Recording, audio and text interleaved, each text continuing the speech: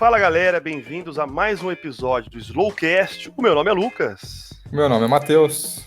E estamos aqui de novo, olha a gente aqui, voltamos. Atrasamos uma semana, né, Matheus? Você tá até meio fanho, né? Você quer falar pra galera o que aconteceu?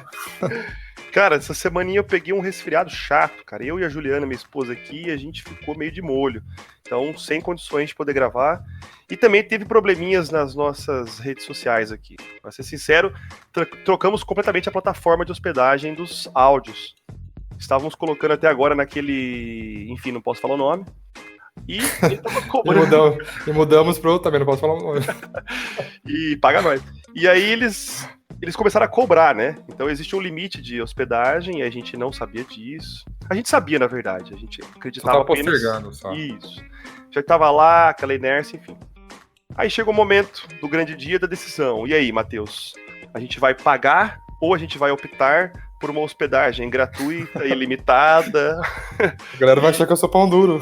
E você já sabe. Resumindo, galera, nós trocamos a nossa plataforma, por isso que ficou um pouco fora do ar aí para quem estava procurando no Spotify, mas já resolvemos esse problema. Inclusive, essa nova plataforma, ela chama Castbox, então eu tô até falando que porque você pode procurar depois no próprio... existe uma webpage do nosso podcast lá, né? E como ele é muito novo, então nós precisamos colocar o link para vocês aí, vou deixar o link na descrição, é só você clicar e acessar e seguir a gente lá. Então, resumindo, siga novamente no Spotify e também siga novamente agora no Castbox, que essa plataforma vai ficar. E também criamos lembra o canalzinho do YouTube que nós falávamos, né? Chegamos a fazer. Então tá lá, é só você entrar no YouTube, aí digita lá Slowcast, vai aparecer, você procura lá, você já conhece, é só você procurar o Caramujim. E aí, só clicar em seguir o nosso canal, se inscrever, né? Olha que engraçado, Matheus. Agora tem que falar todas as redes sociais. Engraçadíssimo. E segue, e curte. A gente entende que o pessoal prefere usar o Spotify para podcast, mas sei lá, se você estiver lavando a louça, tiver com o PC ligado, não quiser ouvir aquela propaganda do Spotify, use o YouTube, dá pra ser também. Inclusive, o YouTube ele pode ser visto em qualquer plataforma, né? Você pode usar isso no celular, no computador, enfim. Mas procura lá, Slowcast, os episódios serão colocados também lá, né? Então, só que lá tá só uma imagem.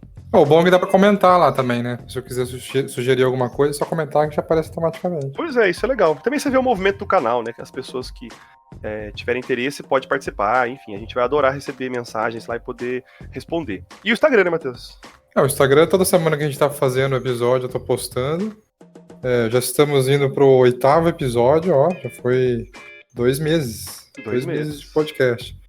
E é só seguir lá, então se você não quiser abrir o Spotify pra verificar se surgiu um episódio novo ou qualquer coisa, é só você dar uma olhada no Instagram, que assim que a gente posta, eu já posto lá. Então, se você não viu nenhum, é só se guiar por lá também.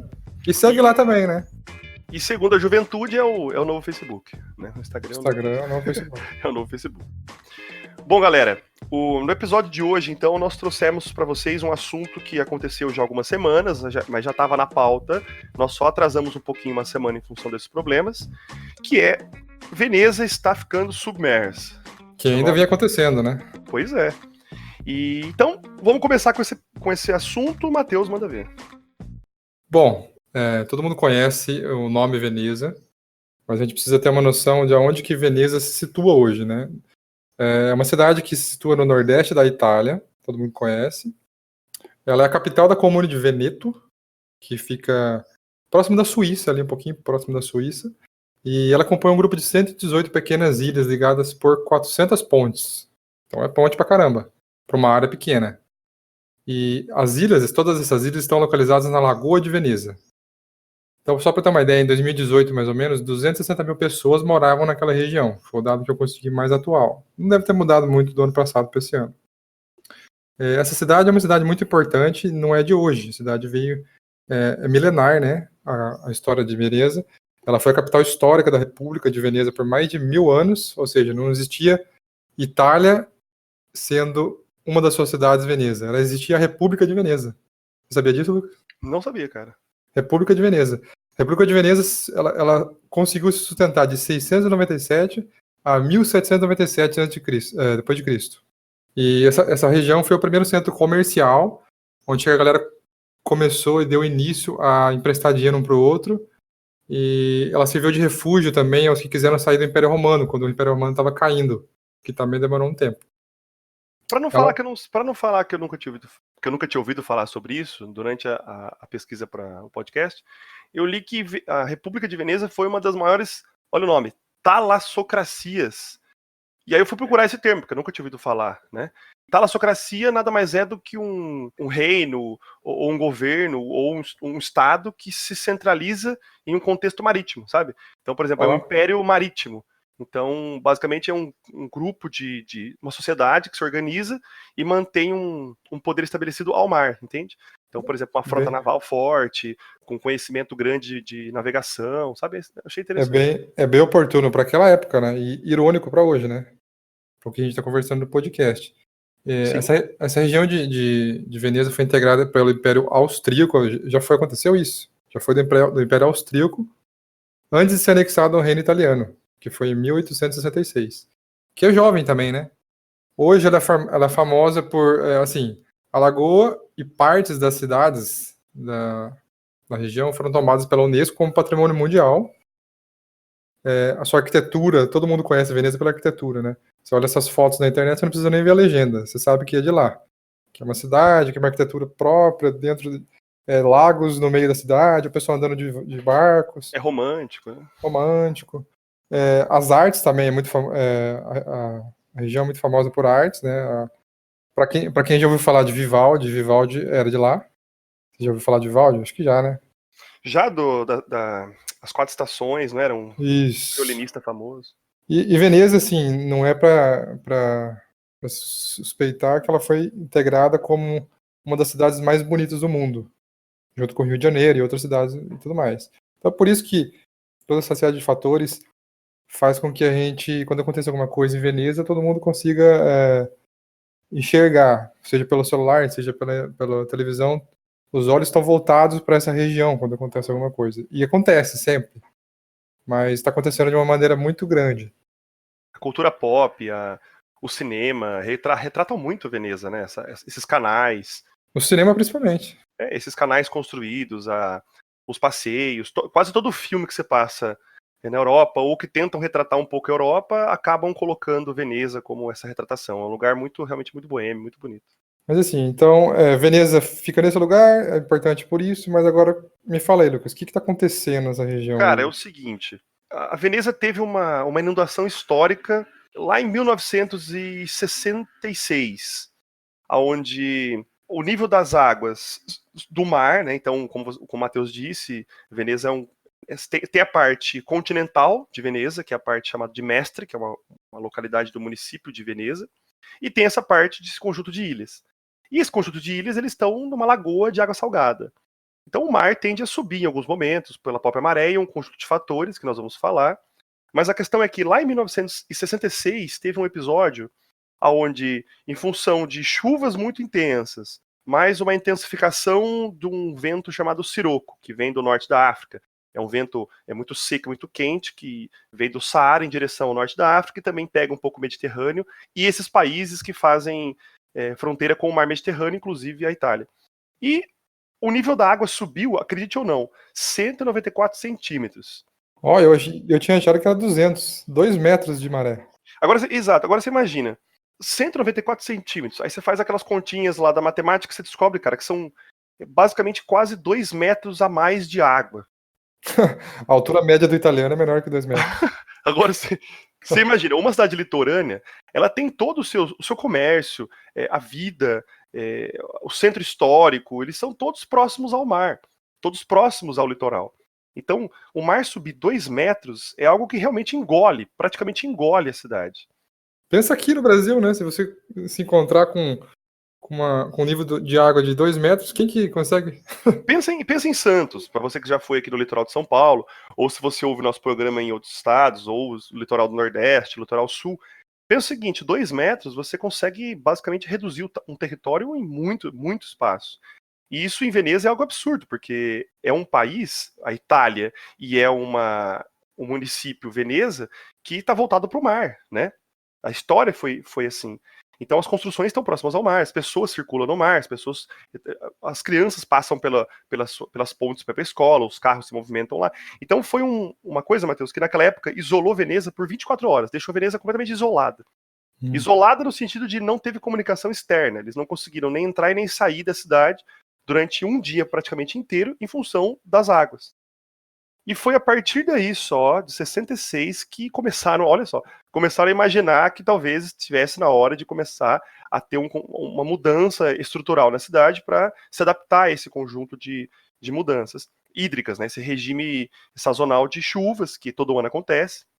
Essas chuvas mais intensas, elas acontecem no inverno, é contrário nós no Brasil, né, que nós temos um verão muito chuvoso, no sul da Europa é o contrário. O clima mediterrâneo é um inverno mais chuvoso. Então, desde então, começou a se preocupar. Agora, por que esse assunto virou pauta de novo? Porque nós tivemos, agora, dia 12 de novembro, um segundo episódio que também entrou para a história. Foi o segundo episódio mais intenso em termos de inundação, que a água atingiu 187 centímetros. Então, bateu um segundo recorde histórico. Dia 19 bateu 187 de novo. Então, não sabia disso, acabei de descobrir agora.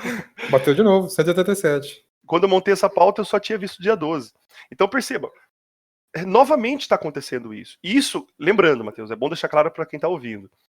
Esse novo recorde ele aconteceu mesmo depois de todas as mudanças infraestruturais que a cidade passou desde a década de 60 e mais a partir de 80. A gente vai falar sobre isso. 53 anos de mudanças. Então perceba, são 53 anos desde o último grande episódio, tudo mudança que aconteceu e, peraí, novamente quase batemos o recorde de 66. Então perceba, não é por falta de alguma coisa ser feita, alguma coisa a mais aconteceu aí. E nós vamos falar também, no episódio de hoje, questiona-se muito a possibilidade de que as mudanças climáticas estejam interferindo no volume de chuvas, na intensidade dos ventos e na alteração do nível médio do oceano, que atinge muito diretamente, né, de forma quase imediata, Veneza.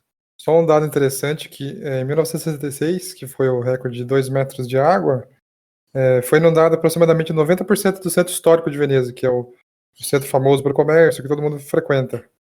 E o turismo, né, que lota aquele lugar todo ano. E hoje, no último dia 19, foi inundado 89%. Então, provavelmente deve ter passado desses 89%, né? A gente pode ser que, porque esteja acontecendo isso todos os dias, a gente já não tem mais dado extremamente atual. Porque enquanto nós estamos passando por esse tema, as chuvas continuam, né? Em outros locais da Itália também, que o Matheus vai comentar, continuam recebendo esses episódios de chuva e o volume de água continua aumentando. Então é uma coisa recente. O que é interessante é o seguinte, em média, sabe-se que Veneza, ou em função da sua geologia, estruturalmente, em termos de placas tectônicas, o próprio movimento dessas placas de subsidência vai fazendo com que ela tenha um nível médio de rebaixamento de aproximadamente 2 milímetros por ano. Sabe-se também que o nível do mar próximo à cidade vem aumentando a uma média de 2 a 3 milímetros por ano. Então perceba que Veneza vem se rebaixando aproximadamente 2 milímetros por ano. E o nível do mar vem aumentando aproximadamente 2 a 3 milímetros por ano. Então, no final das contas, se você somar esses dois casos... A conta não fecha. A conta não fecha, porque nós temos o agravamento do caso. São quase 5 milímetros por ano que a cidade vai perdendo, entende?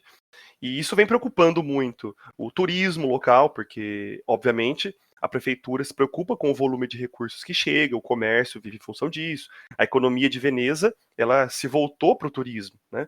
Então, uma cidade que já foi, como nós falamos, uma talassocracia muito intensa, de uma frota naval gigantesca, hoje o que você vê lá, pelo contrário, não são navios militares, são basicamente cruzeiros, trazendo turistas de várias partes do mundo, que atracam no litoral. Os canais da cidade são todos cavados para que você tenha aquela experiência, e o volume de pessoas querendo aquela experiência de passar por aqueles canais, aqueles barquinhos, que tem um nome específico lá, mas eu não lembro, que todo mundo passa por lá. Então, a cidade foi adaptando-se ao turismo, e agora, imagina, com a perda de um volume de terra, isso vai comprometer o turismo, de fato. O centro histórico, por exemplo, quem vai fazer uma viagem para Veneza, penso eu, né, estou me colocando como alguém que poderia ir, tem interesse de visitar o centro histórico, a região mais bonita. É uma região que tem, por exemplo, diversas capelas, diversas basílicas. A Basílica de São Marco está totalmente inundada. Então, e você, como você vai fazer? Então você vai olhar no seu aplicativo de notícias, vai ver, olha, Veneza está inundada. Então, e aí? Você não vai. Então, uma semana ou 2 semanas de turismo reduzido é uma semana, 2 semanas de impostos não recolhidos, é 1 ou 2 semanas de negócios parados, Para uma cidade, as lojas elas para uma param, né? cidade que não é industrial, né? Uma cidade turística. E isso depende basicamente disso.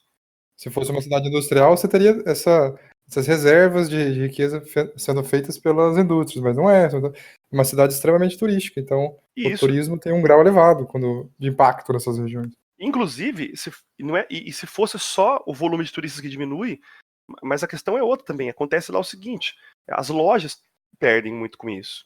Eu tava lendo alguns relatos de lojistas que trabalham com diversos produtos, desde, por exemplo, joias, por exemplo, em que essa inundação simplesmente acaba comprometendo a sua exposição, né, o seu acervo lá. Algumas acabam se perdendo. Olha que loucura isso. Então, Claro que são todos adaptados. Eles têm lá umas plataformas mais elevadas. As pessoas, muito comum elas levarem botas, equipamentos para se proteger da água.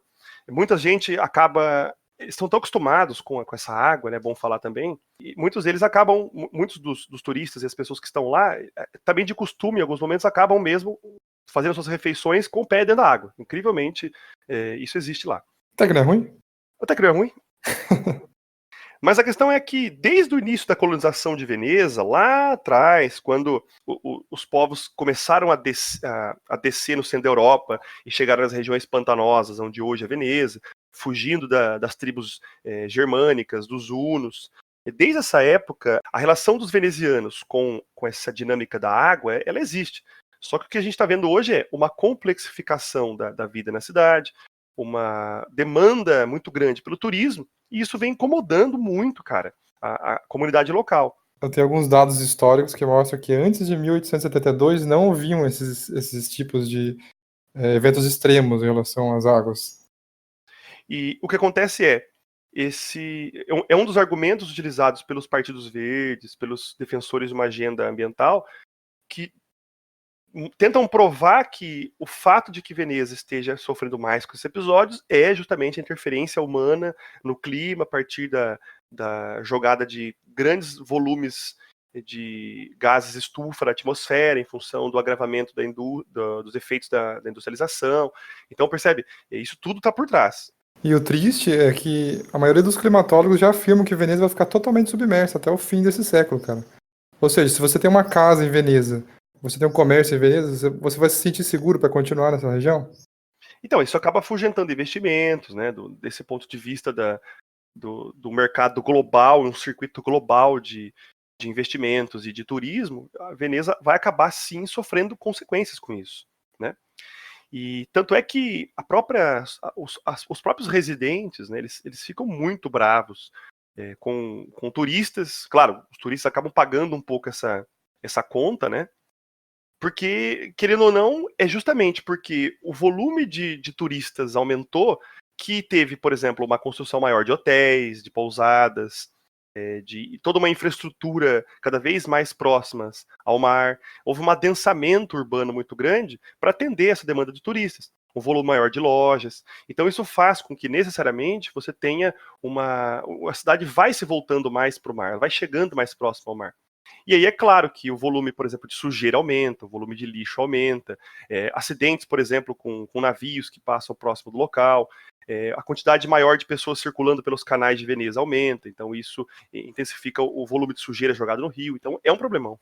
Então, para quem acha que Veneza não atuou, eles tentaram construir barreiras físicas em volta da cidade, mas escândalo de corrupção, para quem acha que é só o Brasil, nunca deixaram essas obras terminarem, entendeu? Então agora existe uma pressão grande. Pô, vai esperar acontecer o evento para construir? Esse projeto que o Matheus está comentando, ele começou lá na década de 80. O projeto, né, chamado Projeto MOSE. Eu não sei como é que eles pronunciam lá, né? Mas é um modelo experimental eletromecânico. O que é isso? Nada mais prevê do que a construção de um conjunto de barragens que serviriam como proteção, né, a essas ilhas, Elas são móveis, então elas vão podendo ser deslocadas de acordo com a necessidade, de acordo com o momento. E elas são acionáveis para abrir e fechar de acordo também com o volume de água previsto. Então nada mais é do que um conjunto de barragens que vão se abrindo e fechando, né, de É acordo com uma a baita de uma necessidade. tecnologia se funcionar, entendeu? Claro, sem dúvida. É semelhante ao que se fez em outros locais. Por exemplo, lá na Holanda, né, nessas regiões onde teve a polderização, né, a tentativa de. É uma briga constante com o mar.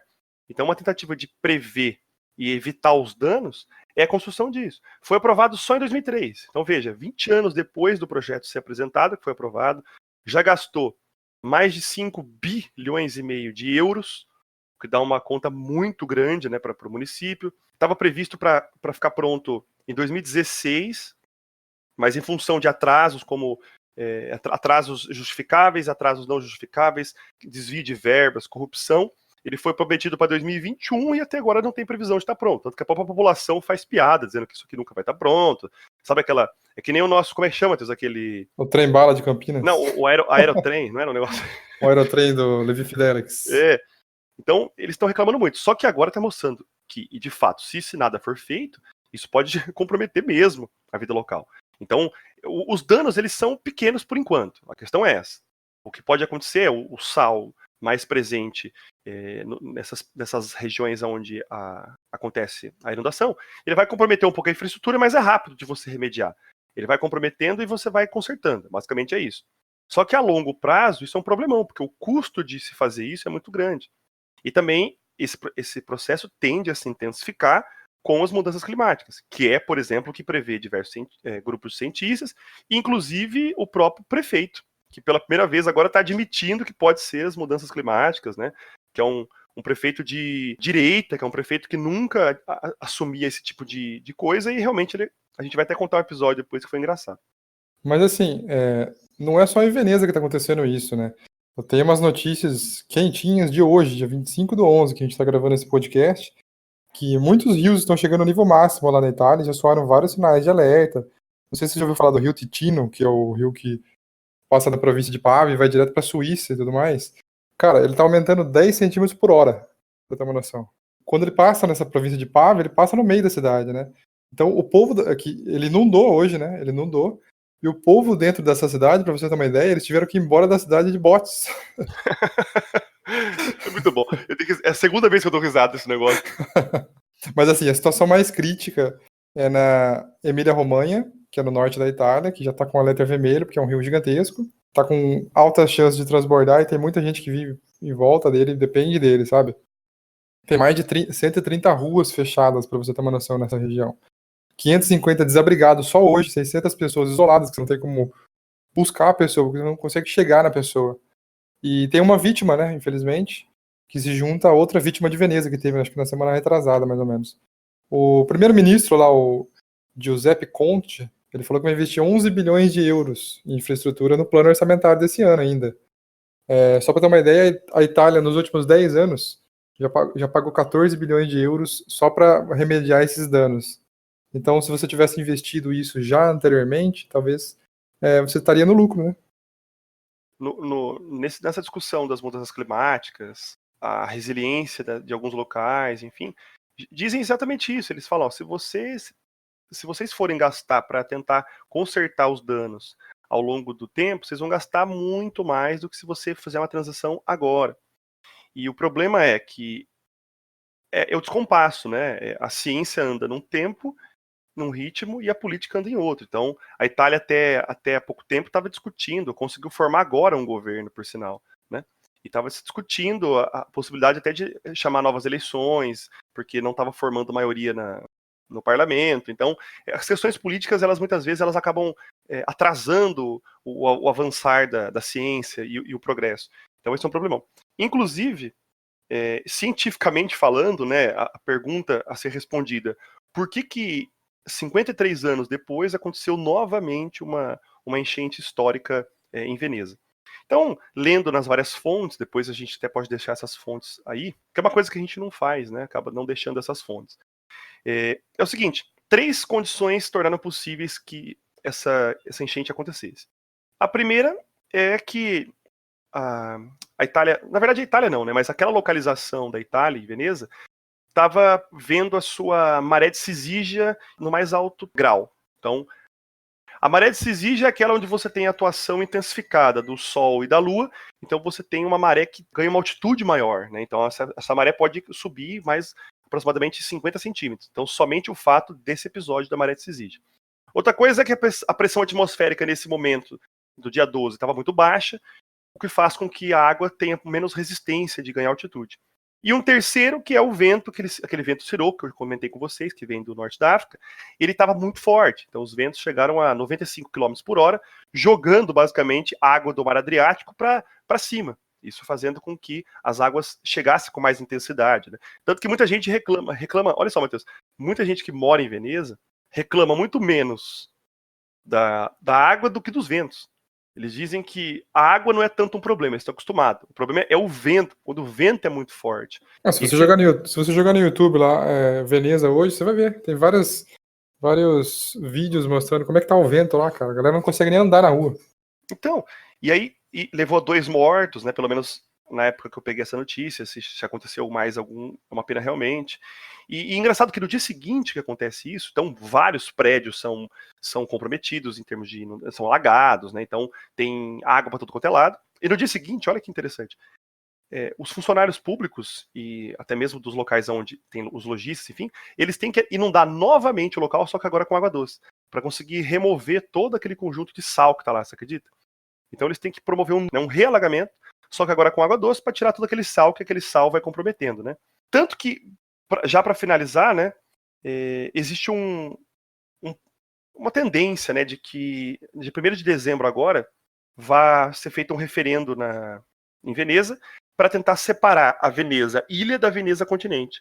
Lembra que eu falei que a Veneza continente é chamada de Mestre, né? E lá existem alguns problemas que são continentais. E segundo os defensores do movimento de separação desse município em 2, defendem que Veneza, por ter seus problemas particulares referentes a essas inundações, ela tem que ter um governo próprio que consiga destinar recursos financeiros e tempo para resolver esse problema, né? E um outro episódio muito interessante que aconteceu em Veneza, alguns instantes antes da inundação, é o seguinte: Veneza é uma cidade da província de Vêneto, que o Matheus já comentou lá atrás, e Veneza tem uma assembleia regional, né? Então a assembleia regional de Vêneto, dessa província, fica em Veneza. E estava lá discutindo, né? Era um dia no parlamento, estava tendo discussão de projetos de lei, de emendas, enfim. E nesse dia, ironicamente, né, o que estava debatendo-se lá era: vamos ou não aprovar as emendas? E essas emendas elas foram propostas pelo Partido Democrático, né? E dentro dessa discussão, as emendas eram para que fosse destinado uma quantidade grande de recursos para combater justamente os efeitos das mudanças climáticas.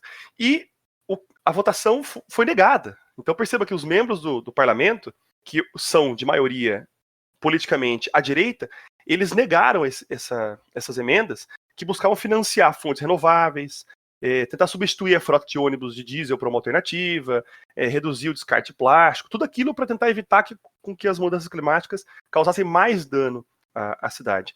E foi negado, e instantes depois de ser negado, olha só, Matheus, a água da inundação começou a chegar nesse prédio público e a galera teve que sair vazado de lá. Então, só para você perceber a ironia do negócio. O pensamento político desse pessoal tá até entrando em contradição com a natureza, né? Então tá tendo que vir resposta divina. Tipo assim, você votou errado, cara. E, enfim, aí o negócio mudou um pouco de lado, porque daí o próprio prefeito também, que também faz parte dessa maioria da direita italiana, né, que vem ganhando força, enfim, do Partido 5 Estrelas, vocês já ouviram falar, né? Aí teve que admitir, falando, não, as mudanças climáticas realmente pode ter alguma coisa a ver com esse negócio aí, né? Pode ter, não tem, pode ter. Mas foi uma coisa que foi noticiado em vários jornais, né? E ficou muito, muito emblemático como a cara dessa situação, sabe? A política tá para um lado e o mundo e a natureza tá levando para o outro. Enfim. A política desses caras estão para o outro lado. Pois é. E muitos moradores de Veneza, eles tentam, assim, o próprio movimento Veneza Autônoma, que eles querem separar a Veneza. Olha que doideira, cara. Eles querem que Veneza se separe da Itália, se torne uma uma província. Na verdade, eles queriam separar Vêneto, né? Foram os brasileiros do Rio Grande do Sul que emigraram para lá. Existe um movimento de separatista, né, da província de Vêneto e também de Veneza, que eles justificam o seguinte, dentre outras coisas, que eles falam assim, a gente não quer que Veneza se torne a nova Disneylândia. Então a gente não quer receber gente de todo lugar do mundo, a gente não quer isso. Nós queremos manter o turismo? Sim, legal. Só que de uma forma controlada. Só aquela Basílica de São Marcos, por exemplo, que o Matheus comentou, ela é uma obra arquitetônica muito bonita, lá do século XI. Tem mais de 1000 anos. E recentemente, ela vem recebendo em torno de 3,5 milhões de turistas por ano. Então, é muito complicado você conseguir atender as demandas de alimentação, de hospedagem, enfim, de transporte, toda essa galera. Então, isso intensifica problemas que não eram para causar tudo isso. No dia que a gente decidiu fazer o podcast, estava acontecendo essas coisas, eu olhei no decolar.com, estava tendo saldão de preços para os hotéis de Veneza. Preciso entender as contradições da globalização, né?